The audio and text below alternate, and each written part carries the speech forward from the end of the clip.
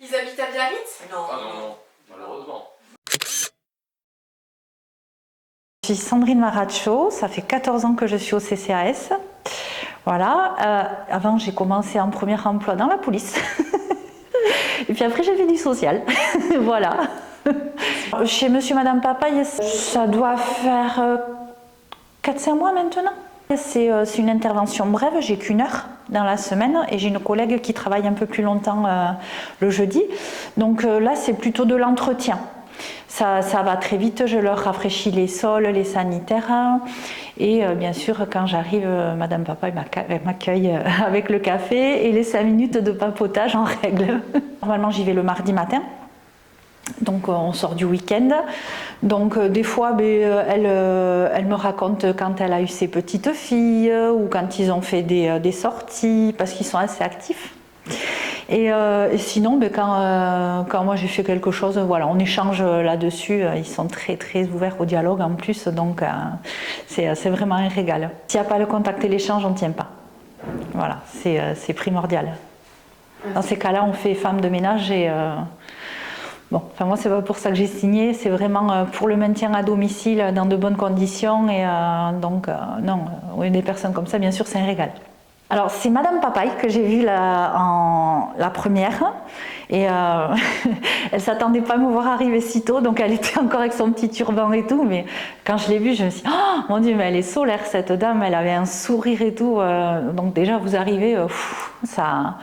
Voilà, ça fait retomber le stress de la première rencontre et effectivement après ça s'est confirmé, même monsieur, il a plein de choses à raconter de ses expériences et tout et vraiment c'est un régal quoi. Alors de ce que j'ai retenu, monsieur Papaye était prof de sport et en fait ils ont passé quelques temps en Corse et après les dernières années de professorat, il était prof, voilà, ils l'ont fait dans les îles.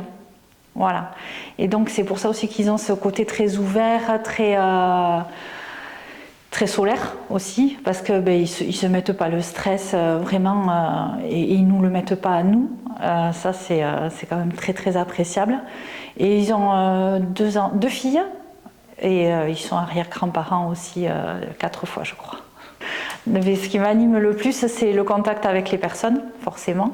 On a de moins en moins de petits couples, donc c'est vrai que quand on a l'occasion de tomber vraiment sur un couple, ça peut être vraiment très sympathique. Voir qu'ils sont contents de nous voir arriver, parce que certains sont très isolés aussi.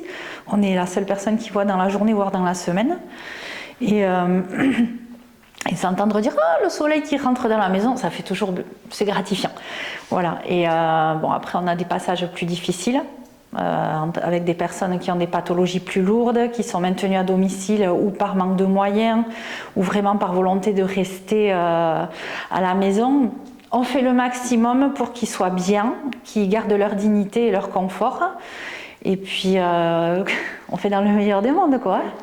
Alors si j'avais à passer le message, c'est allez-y, lancez-vous, ça peut apporter beaucoup. Par contre, quand vous rentrez au CCAS ou auprès de l'aide à la personne, faites-le pour de bonnes raisons. Voilà, parce que de toute façon, si vous rentrez vraiment juste pour un job alimentaire ou comme ça, vous ne tiendrez pas. Et il faut savoir prendre soin de soi aussi, avant de prendre soin des autres.